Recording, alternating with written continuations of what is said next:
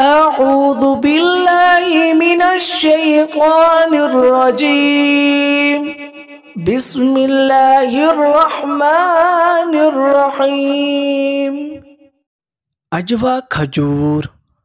अजवा खजूर की फजीलत और इसके फ़वाइद हज़रत सअद बिन अबी वक़ास रज़ियल्लाहु तआला अन्हु से रवायत है कि रसूल पाक सल्लल्लाहु तआला अलैहि वसल्लम ने इरशाद फरमाया कि जिसने हर दिन सुबह के वक्त 7 अजवा खजूरें खा ली उसे उस दिन न जहर नुकसान पहुंचा सकेगा और न जादू।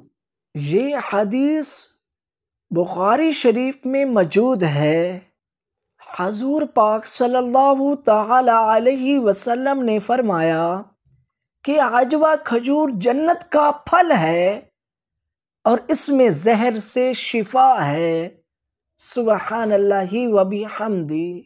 अजवा खजूर और इसकी गुटकी में बहुत सारे फ़वाइद मौजूद हैं कि इनसे दिल की धड़कन, दिल की कमज़ोरी भी दूर होती है और ज़हर सेहर के लिए बहुत ज़्यादा मुफीद है।